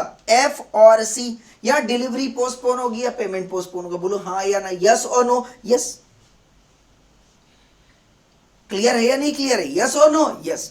तो यही ये सिचुएशन होगा. कहां पे क्या होगा ये बाद में डिस्कस करें, पर पक्की बात है साहब, सेल के केस में, सेल के केस में बताओ जरा फटाफट से, इमीडिएट डिलीवरी होगी, इमीडिएट डिलीवरी होगी. क्या पेमेंट बाद में हो सकता है या नहीं हो सकता? बोलो जरा फटाफट से. क्या पेमेंट की वजह से इसे एग्रीमेंट टू सेल बोल दोगे? नहीं, जरूरी नहीं. अगर डिलीवरी तुरंत हो गई है तो पेमेंट आप बाद में कर दो, it is not covered under agreement to sell. Because delivery हो गई, रिस्क ट्रांसफर हो गया, पोजीशन ट्रांसफर हो गया, ओनरशिप ट्रांसफर हो गया, तो payment is not the important thing. बोलो हाँ या ना? यस. पेमेंट जनरली मैं बोल रहा हूं, payment is not the important thing. But ऐसा नहीं है कि पेमेंट कहीं पे भी नहीं आएगा. पेमेंट की वजह से भी ओनरशिप में अफेक्ट आ सकता है. बट जनरली अगर मैं बोलूं तो पेमेंट की वजह से कोई भी ओनरशिप में क्या बोलते हैं, इफेक्ट नहीं आता है एज सच कि जहां पे ओनरशिप आपने एक्चुअल में ट्रांसफर कर लिया हो. Clear or not clear? Yes. अच्छा, ये कैसे पता चलेगा सर ओनरशिप ट्रांसफर हुआ है या नहीं हुआ है? That because of contract, because of agreement. हाँ या ना? यस. जहां पे एक आपने इसको एविडेंस देने के लिए, इस एग्रीमेंट को क्या देने के लिए? एविडेंस देने के लिए एक डॉक्यूमेंट होता है जिसको हम बोलते हैं दोस्तों डॉक्यूमेंट ऑफ टाइटल. ये रहा document of title to goods. ये बोलता है अगर ये गुड्स, ये डॉक्यूमेंट सेलर से बायर के नाम पे ट्रांसफर हो गए हैं, ओके, तो उस गुड्स का जो स्वामित्व है वो बायर के हाथ में चला जाएगा. और वो कौन कौन से डॉक्यूमेंट होते हैं? Bill of lading, dock warrant, warehouse keeper's certificate, wharfinger certificate, railway receipt, multimodal transport document, warrant or order for the delivery of goods and any other document used in the ordinary course of business as proof, evidence के तौर पे. तो other documents में क्या आ जाएगा? Invoice. अच्छा, इतने सारे डॉक्यूमेंट्स क्यों दिए हैं दोस्तों? क्योंकि मोड ऑफ ट्रांसपोर्ट अलग अलग है, मोड ऑफ ट्रांसपोर्ट अलग अलग है, राइट. तो अगर शिप है तो शिप के केस में अलग रहेगा, दैट इज कार्गो है, दैट इज फ्लाइट है, उसके केस में अलग रहेगा. ट्रेन है, ट्रेन के केस में अलग रहेगा. बस है, बस के केस में अलग रहेगा. और अगर बस नहीं है, उसका खुद का अपना ट्रांसपोर्ट व्हीकल है, इनवॉइस. यस और नो? यस. तो ये एक डॉक्यूमेंट है जो बताता है कि टाइटल, गुड्स का टाइटल किसके नाम पे है. तो अगर इस डॉक्यूमेंट में ओके नेम ऑफ ओनरशिप की जगह पे क्या आ गया है? नाम आ गया किसका? बायर का. इसका मतलब है कि ओनरशिप ट्रांसफर हो चुका है. बोलो हाँ या ना? यस. अब ऐसा बहुत होगा कि सर मैंने ओनरशिप ट्रांसफर कर दिया, डॉक्यूमेंट टाइटल ट्रांसफर हो गया, बट पोजीशन अभी भी सेलर के पास है, पेमेंट भी उसने अभी नहीं किया है. मेरी बात समझ में आ रही? तो भले ही यहाँ पे ओनरशिप ट्रांसफर हो गया हो, पर आगे चल के ऐसे सेक्शंस आएंगे जो आपको हर एक सिचुएशंस में क्या क्या हो रहा है उसका एग्जैक्ट सर्टेन आंसर जो है आपको वहां पे मिलेगा. तो अभी हम उन चीजों को डिस्कस नहीं करेंगे, अभी हम उसको टच नहीं करेंगे, क्योंकि अभी हम क्या बना रहे हैं? जनरल अंडरस्टैंडिंग बना रहे हैं about the sale of goods act. I hope I am clear or not clear? Yes. Very nice, good. Okay, तो अब यहां पे ये बोल रहे हैं यस, ये दूसरा हो गया कंटिजेंट गुड्स। तीसरा हो गया whereby a contract of sale the seller purports to effect a present sale of future goods.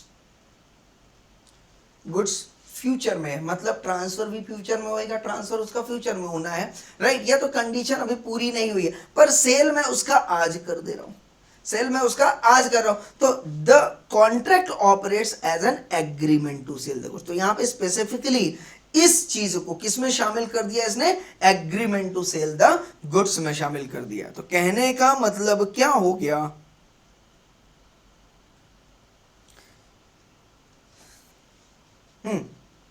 कहने का मतलब क्या हो गया कि यहां पे जो मैंने ये फ्यूचर गुड्स बनाया है, तो ये present sale of future goods भी किस में आ जाएगा दोस्तों, एग्रीमेंट टू सेल में आ जाएगा। कहां पे आ जाएगा, एग्रीमेंट टू सेल में। आई hope I am clear or not clear, yes और नो, यस। और एग्जिस्टिंग गुड्स कहां पे रहेगा दोस्तों, बोलो जरा फटाफट से, सेल में रहेगा। आई hope I am clear, yes. ये हो गया हमारा सेक्शन नंबर 6। कोई डाउट है, नहीं, चलो एक बार समरी कर ले फटाफट से। यस सर, आपने बताया था contract of sale section number 4 में, जहां पे 4 ने बताया एक सेल होता है, एक एग्रीमेंट टू सेल होता है। सेल होता है जो एब्सोल्यूट होता है, एग्रीमेंट टू सेल जो होता है जो कंडीशनल होता है। ओके, यहां पे इसके बाद सेक्शन नंबर 5 बोलेगा that is mode of payment क्या होगा, मोड ऑफ कॉन्ट्रैक्ट क्या होगा। तो मोड ऑफ कॉन्ट्रैक्ट क्या हो जाएगा, ओरल, रिटेन और इंप्लाइड हो जाएगा। मोड ऑफ पेमेंट क्या हो जाएगा, या तो तुरंत होगा या तो बाद में होगा। डिलीवरी उसकी तुरंत होगी या बाद में होगी, यस और या दोनों ही पोस्टपोन कर दिए जाएंगे बाद में, या तो पार्टली पेमेंट होगा अनपेड सेलर वाली सिचुएशन, या पार्ट में डिलीवरी होगी। बोलो हाँ या ना, इतने ही सिचुएशन होंगे। क्लियर है या नहीं क्लियर है, यस और नो, यस। इसके बाद जो सेल डील करेगा वो एग्जिस्टिंग गुड्स पे डील करेगा, और जो एग्रीमेंट टू सेल डील करेगा वो फ्यूचर गुड्स पे डील करेगा। फ्यूचर गुड्स में कौन कौन से कवर हो जाएंगे, contingent goods, present sale of future goods, other future goods. बोलो हाँ या ना, yes. Contingent goods, contingent goods, try and understand. Contingent goods क्या बताया था, that depends upon the happening or non happening of uncertain event, acquisition will be postpone. बराबर है कि नहीं है, यस। तो उस समय, जिस समय कंटिजेंसी के बेसिस पे डिसाइड किया जाएगा कि एक्विजिशन करना है या नहीं करना है। तो जब एक्विजिशन हो जाएगा फ्यूचर में, कंटिजेंसी हैपन होगी, अगर हैपनिंग वाली सिचुएशन है और उसमें बोला है गुड्स परचेज करने को, राइट, तो फिर उसका डील जो है वो वहां पे होएगा। आई hope I am clear, yes. Now बहुत बढ़िया, सेक्शन 6 क्लियर है। नाउ अब एक गुड्स और आता है, सेक्शन नंबर 7 बोलते हैं उसको, goods perishing before making of contract. तो where there is a contract for the sale, ओहो, कॉन्ट्रैक्ट ऑफ सेल नहीं बोल रहा है, क्या बोल रहा है, contract for sale of specific goods. मतलब ये किसकी बात कर रहा है, सेल या एग्रीमेंट टू सेल, सेल की बात कर रहे हैं साहब। Contract for sale of specific goods. और अगर सेक्शन नंबर 8 देखो, यहां पे क्या लिखा है, where there is an agreement to sell of specific goods. कहने का मतलब क्या हो गया, स्पेसिफिक गुड्स है अगर, चलो इस पे एक इंटरप्रिटेशन और देता हूं, आपको मजा आ जाएगा। स्पेसिफिक गुड्स है, तो स्पेसिफिक गुड्स जो है वो कहां पे आ सकता है, सेल में भी,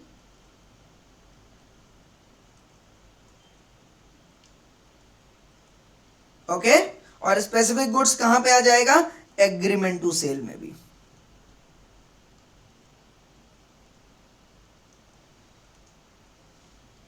पर सेक्शन 7 कॉन्ट्रैक्ट फॉर सेल की बात कर रहा है। आप देख लो सेक्शन नंबर 7 ने लिखा है वहां पे contract for sale of specific goods, and section number 8 क्या बोल रहा है, agreement to sell of specific goods. बराबर है ना, देखो वर्ड वर्ड से आप समझो, ठीक है साहब।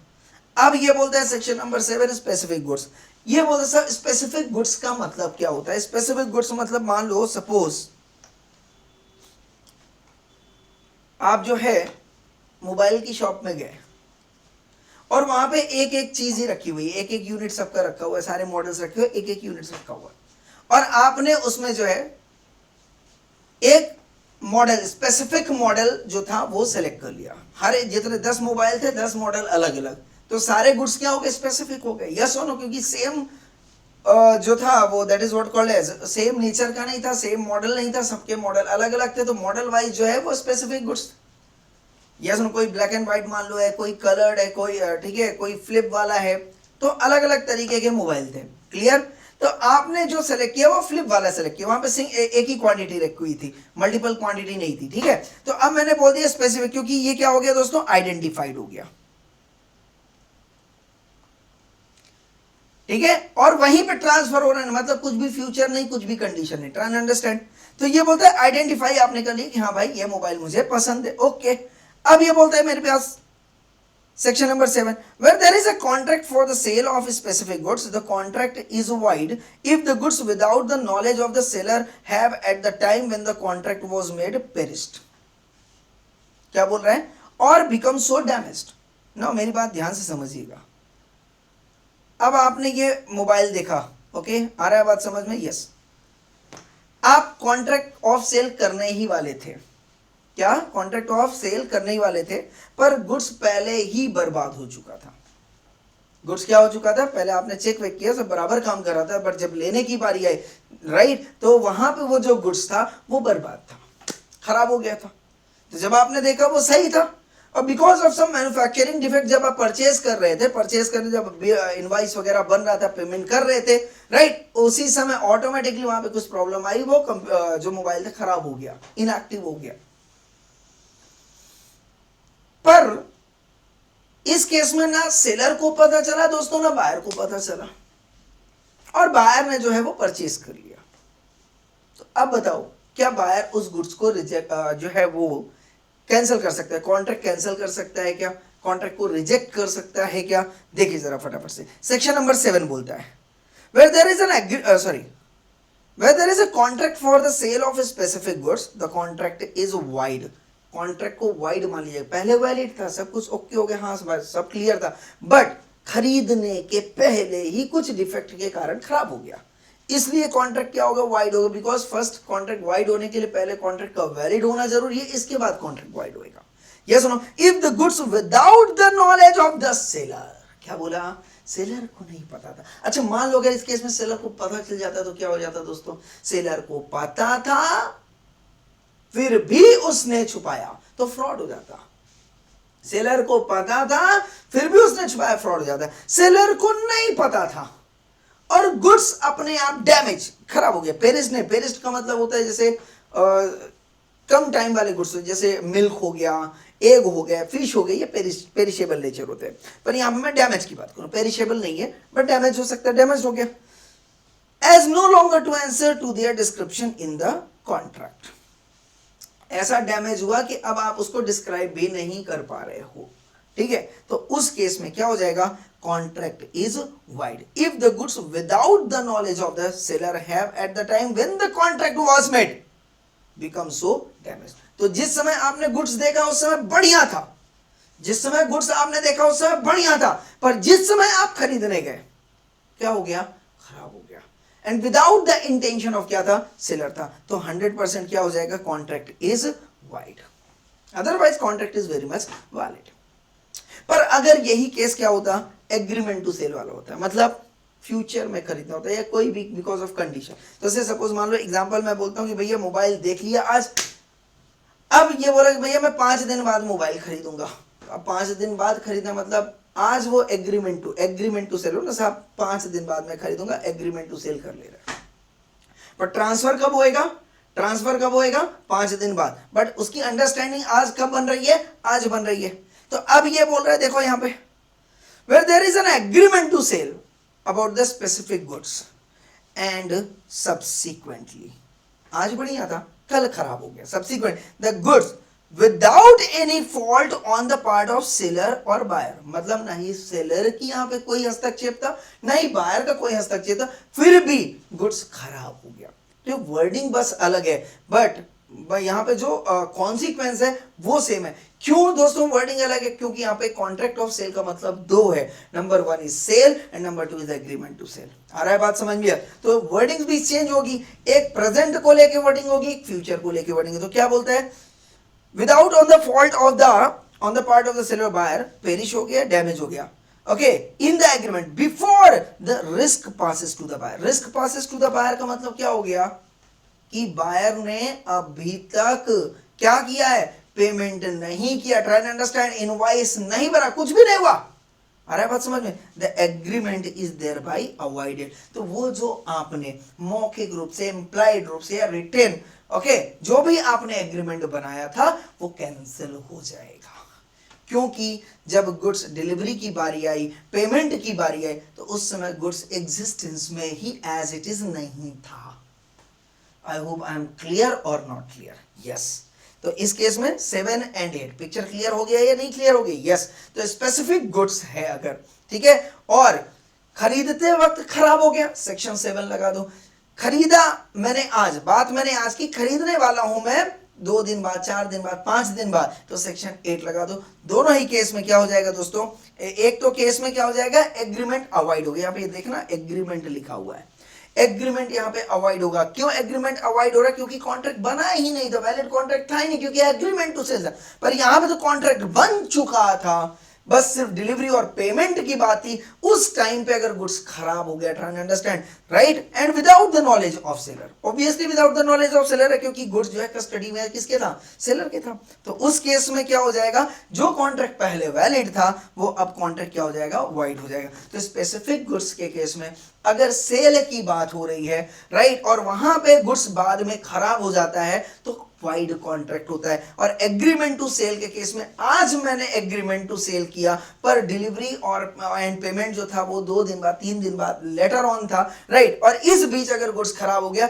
बिना किसी सेलर और बायर के हस्तक्षेप के, तो फिर वो जो एग्रीमेंट है वो अवॉइड हो जाएगा, रिसाइंड हो जाएगा, कैंसिल हो जाएगा। I hope I am clear?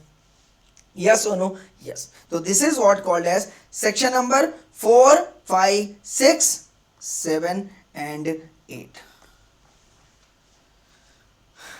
Picture clear है या नहीं क्लियर है दोस्तों? यस। 100% श्योर हूं मैं, कोई डाउट नहीं। अब उसी तरीके से अगर स्पेसिफिक गुड्स है पर मल्टीपल क्वांटिटी में अवेलेबल है, क्या बोला मैंने, मल्टीपल क्वांटिटी में अवेलेबल है, ओके। तो अब मल्टीपल क्वांटिटी, अब मैंने बोला जैसे मोबाइल है तो मोबाइल ये सेम मॉडल के बहुत सारे मोबाइल है, या आप एक्टिवा परचेज करने जाते हैं, एक्टिवा बहुत सारे हैं। तो अब वो जो बहुत सारे एक्टिवा है, that is called as what, unascertain goods. क्या बोलते हैं उसको, अनअसर्टेन गुड्स। अभी तक आपने सेलेक्ट नहीं किया है, ओके, और जैसे ही आप सेलेक्ट कर लेते हो तो वो क्या बन जाता है दोस्तों, असर्टेन गुड्स। क्या बन जाता है, असर्टेन गुड्स। तो ध्यान से समझिएगा, अगर स्पेसिफिक गुड्स मल्टीपल क्वांटिटी में है, क्या बोला मैंने,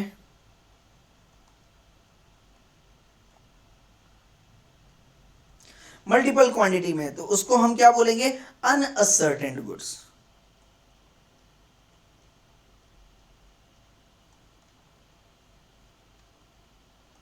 और उसमें से जैसे ही आपने सेलेक्ट कर लिया किसी पर्टिकुलर गुड्स को, राइट, तो that becomes what, ascertained goods.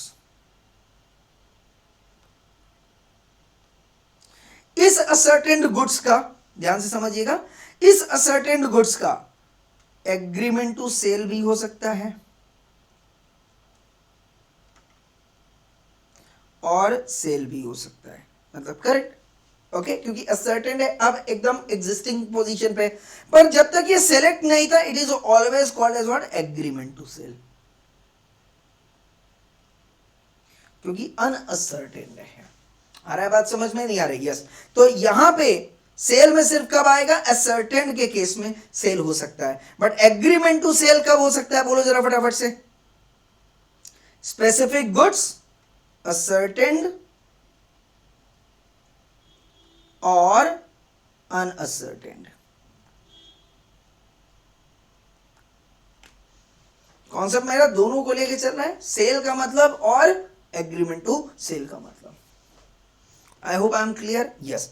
अब ये जो इतने सारे गुड्स आए हैं ना दोस्तों, कितने गुड्स हो गया बताओ जरा फटाफट। यहीं पे आपका टाइप्स ऑफ गुड्स भी कवर हो गया, देखो, एग्जिस्टिंग गुड्स कवर हो गया, स्पेसिफिक गुड्स कवर हो गया, ये एग्जिस्टिंग गुड्स कवर हो गया, स्पेसिफिक गुड्स कवर हो गए। स्पेसिफिक गुड्स आपका एग्रीमेंट टू सेल भी बना सकता है और सेल भी बना सकता है, ओके। यहीं पे अनअसर्टेन गुड्स भी कवर हो गया, असर्टेन गुड्स भी कवर हो गया। तो असर्टेन गुड्स है तभी सेल होगा, बाकी अनअसर्टेन गुड्स है अनअसर्टेन गुड्स है तो हमेशा एग्रीमेंट टू सेल रहेगा। असर्टेन के केस में एग्रीमेंट टू सेल भी हो सकता है और सेल भी हो सकता है। तो सेम स्पेसिफिक गुड्स अगर आप agreement to sell point of view जाते हैं तो असर्टेन भी होगा और अनअसर्टेन भी होगा। बट अगर सेल में आप आते हो तो only and only ascertain goods sale में कवर होंगे।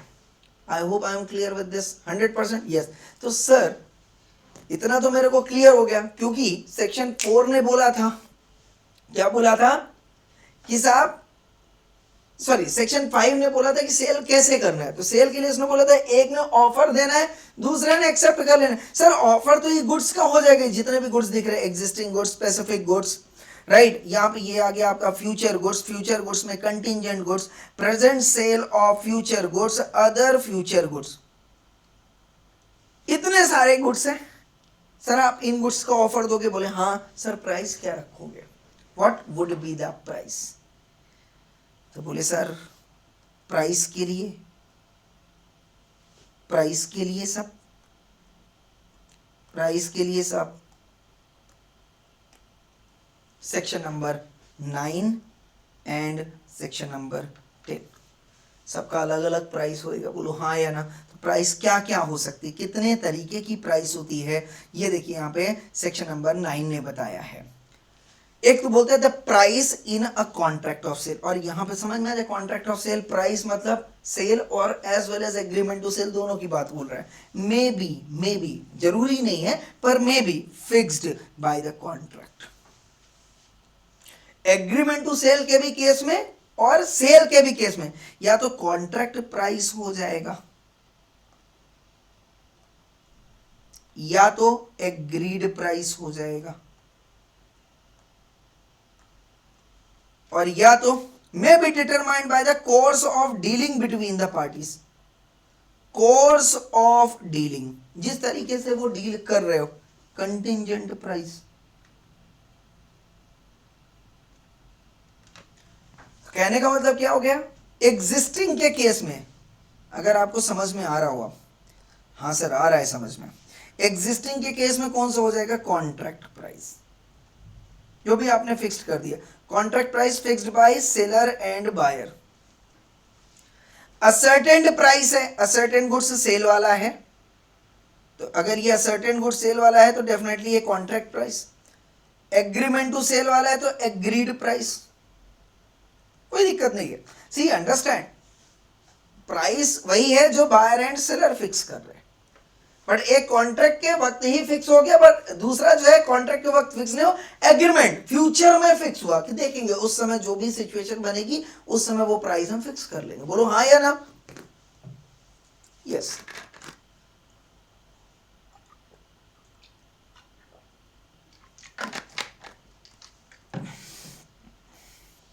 तो तीसरा बोलते हैं साहब कंटिंजेंट है। अब जैसे मान लो फसल बेचने की बात है, एक किसान ने दूसरे को फसल बेचना चाहे, खड़ी फसल थी वहां पे खेत में। अब उसने बोला यार अभी तो फसल अच्छे से होगी कब, 3 महीने बाद जब बढ़िया बारिश वारिश हो जाएगी, है ना, तब होगी। तो अब डिपेंड करता है बारिश कैसी होगी। अगर बारिश अच्छी होगी तो फिर रेट उस समय का कुछ और होगा, अगर बारिश अच्छी नहीं हुई तो फिर रेट कुछ और होगा। लेट्स वेट एंड वॉच कि बारिश कैसी होती है, उसके बाद अपन डिसाइड करें। तो that is called as what, contingent price.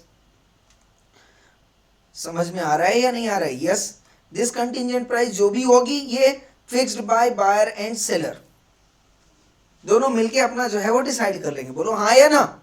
Yes, तो इस केस में जो है, यस, यहां पे अब ये present sale of future goods agreed price, buyer and seller.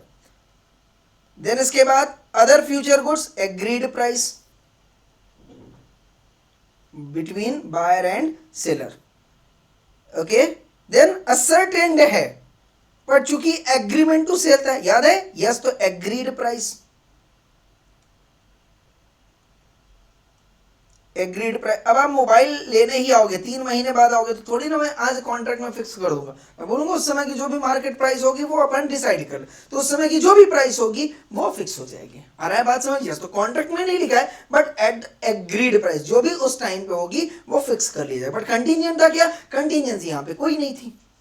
Section 9 clear है एकदम, यस और नो। यस, अच्छा मान लो कभी ऐसा हो जाए कि आप एग्रीड नहीं कर पा रहे हो, एग्रीड सेलर और बायर मिलके एग्रीड नहीं कर पा रहे, ठीक है, कुछ डिस्टर्बेंसेस हुआ जिसकी वजह से नहीं कर पा रहे, तो अब क्या होएगा, अब क्या होगा, या तो बायर गुड्स छोड़ देगा, नहीं चलो प्राइस नहीं एग्रीड हो रही छोड़ दो, बात खत्म होगी। और एक दूसरी सिचुएशन में प्राइस एग्रीड नहीं हो रही, बट बोले ठीक है आप ले जाओ जो भी होगा देख लेंगे, बायर ले जाता है। मेरी बात समझ में आ रही है? यस, कभी कभी क्या है प्राइस डिटरमाइन नहीं हो पाती है because of competition, because of अभी फैक्ट्री से नया प्राइस नहीं आया है, ट्राई अंडरस्टैंड दैट, राइट। तो उस केस में बोला जाता है कि चलो बायर के ऊपर भरोसा था, बायर को बोल दिया भैया आप ले जाओ बाद में देख लेंगे, मतलब अब पोजीशन किसके पास ट्रांसफर हो गया, बायर के पास ट्रांसफर हो गया। आ रहा है बात समझ में? यस और नो? यस, पर प्राइस अभी फिक्स नहीं हुई। तो उस केस में क्या होगा कि अगर, ध्यान से समझना, अगर where the price is not determined in accordance with the foregoing provision, foregoing मतलब या तो either contract or agreed or contingent, ऐसे जो भी गुड्स थे उसके हिसाब से, the buyer shall pay the seller, तो बायर ने पे करना पड़ेगा अगर वो गुड्स ले गया, try and understand that, reasonable price, reasonable price, इसका मतलब नहीं 2 रुपए दे देगा सब, नहीं, मार्केट के हिसाब से थोड़ा बहुत कम करके दे दो सब। समझ में आ गया या नहीं आ गया? तो रीजनेबल प्राइस का मतलब on the basis of question of fact, तो डिटरमाइन है on the basis of question to question, right, वो जो है बाय डिटरमाइन करेगा और वो पे कर देगा। क्लियर है या नहीं क्लियर है? यस। ना अब ये बोलता है अगर मान लो कभी ऐसा होता है कि बायर और सेलर बोलता है नहीं, ना तुम प्राइस फिक्स करोगे ना तुम प्राइस फिक्स करोगे, कोई तो भी थर्ड पार्टी ही फिक्स करेगा, थर्ड पार्टी फिक्स करेगा, और जो भी थर्ड पार्टी फिक्स करेगा वही हम मानेंगे। एग्जांपल सीमेंट, सीमेंट गुड्स होता है, यस नो, उसका प्राइस ना ही बायर फिक्स करता है ना ही सेलर, कहां से फिक्स होके आता है? फैक्ट्री से। गोल्ड ना ही आप फिक्स करते हो, ना सेलर फिक्स करता है ना बायर, कौन फिक्स करता है? वहां का जो भी अथॉरिटी होता है वहां पे डेली बेसिस पे जो होता है उसी के बेसिस पे जो है गोल्ड सेल होता है मार्केट में। तो इस केस में अगर बोल रहा है कि there is an agreement to sell, अब चूंकि डेफिनेटली थर्ड पार्टी है तो फ्यूचर की बात हो रही होगी, प्रेजेंट की बात तो हो नहीं रही होगी, तो बोलो there is an agreement to sell goods on the terms that the price is to be fixed by the valuation of a third party, agreement to sell के केस में, future goods के केस में, contingent goods के case में, try and understand that, yes or no? yes, specific goods being unascertained or ascertained, है ना, जो भी है, बट उसका जो डीलिंग हो रहा है वो फ्यूचर में हो रहा है, तो ये सारे गुड्स के केस में सच थर्ड पार्टी कैन नॉट और does not make such valuation. क्या मतलब बोल रहा है कि प्राइस फिक्स करना था थर्ड पार्टी को, पर थर्ड पार्टी नहीं कर पाया अगर, तो एग्रीमेंट अवॉइड हो जाएगा। मैंने बोला था कि ना ही आप फिक्स कर पाए ना ही मैं फिक्स कर पाया, सेलर बायर कोई भी नहीं कर पाया, थर्ड पार्टी कर, पर थर्ड पार्टी भी किसी वजह से नहीं कर पाया, तो गोल्ड मुझे खरीदना था पर आज रेट ही नहीं आया, तो जो हमने आपके साथ वादा किया था वो टर्मिनेट हो जाएगा, खत्म हो जाएगा, साइन हो जाएगा। पर अगर थर्ड पार्टी ने वैल्यूएशन कर दिया तो वही प्राइस फिक्स होगी जो कि थर्ड पार्टी ने डिटरमाइन किया। पर एक सिचुएशन हो गई क्या कि भाई दोनों ने मिलकर बोला कि भैया जो थर्ड पार्टी बोलेगा वो मानेंगे, पर जो सेलर है वो रोक रहा है किसी भी तरीके से थर्ड पार्टी को वैल्यू करने से, थर्ड पार्टी को वैल्यू करने से अगर सेलर रोक रहा है कि भैया तुमने वैल्यू नहीं करने दूंगा मैं, आ रहा है बात समझ, तो उस केस में अगर बायर को कोई भी लॉस होता है तो buyer can sue seller for the recovery of the loss of damage. आ रहा है बात समझ में? यस और no? Yes. Where such third party is prevented from making the valuation by the fault of seller, seller की कोई गलती हो या बायर की कोई गलती है, दोनों में से किसी एक की भी गलती हो, तो जिसकी भी गलती की वजह से दूसरे पार्टी को लॉस हुआ है तो वो पार्टी जिसको लॉस हुआ है वो सामने वाली पार्टी से क्लेम, डैमेज क्लेम कर सकती है। आगे बात समझ में? यस और no? Yes. Provided that if the goods or any part thereof been delivered to and appropriated by the buyer he shall pay a reasonable price. क्या मतलब बोल रहा है? If the goods or any part thereof have been delivered to and appropriated by the buyer. क्या मतलब बोल रहा है भैया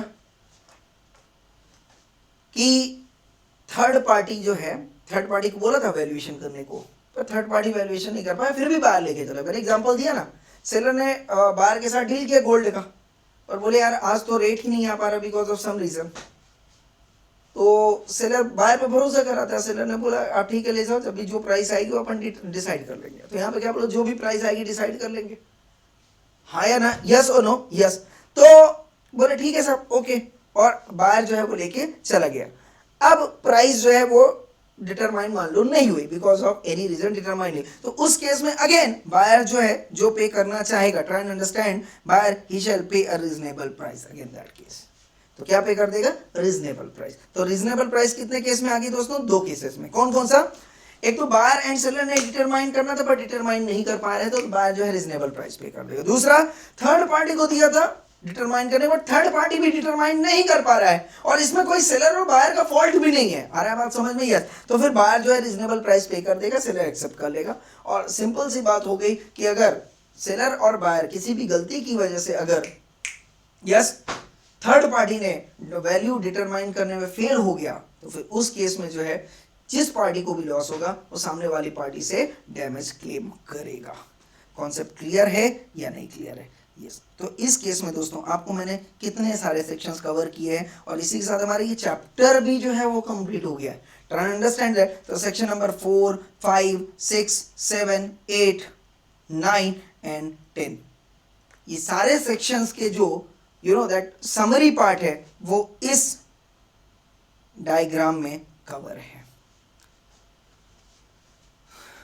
आई hope I am clear with this, yes. इसी के साथ दोस्तों आज का सेशन हम यहीं पे कंप्लीट करते हैं। कंडीशंस एंड वारंटीज वाली चीजें रह जाएंगी, उसको हम नेक्स्ट सेशन पे कवर करेंगे, ठीक है। इतना मैं आपको गारंटी बोल रहा हूँ, ये जो मैंने आपको क्रक्स दिया है अभी अभी 1 घंटा आपका टाइम लेने के बाद, दैट इज फ्रूटफुल। अगर अब आप इसको अगर देखोगे और अब आप कोई सी भी बुक्स पढ़ोगे दोस्तों, तो आपको एग्जैक्टली उसका मतलब जो है समझ में आएगा। आ रहा है बात समझ। बट अगर ये बेस आपका क्लियर नहीं है तो आगे आने वाले जो सेक्शन है जहां पे केस स्टडी पूछे जाते हैं उसको आपको आंसर करने में डिफिकल्टी हो सकती है। इसलिए भले ही यहाँ पे ऐसा एग्जाम में क्वेश्चंस नहीं आया हो अभी तक, ठीक है, पर स्टिल बेस है, बेस को मजबूत रखना पड़ेगा। तो उसके लिए अगर अपन 1 घंटा अपन यहाँ पे यूटिलाइज किए, उसको अच्छे से समझे हैं, तो मुझे नहीं लगता है राइट कि भले एग्जाम में क्वेश्चन आ रहा है बट बेस समझना बहुत इंपॉर्टेंट है दोस्तों, ठीक है। तो इसी के साथ इजाजत दें, थैंक यू सो मच। मिलते हैं नेक्स्ट सेशन पे नए कॉन्सेप्ट्स के साथ, तब तक के लिए बाय बाय दोस्तों।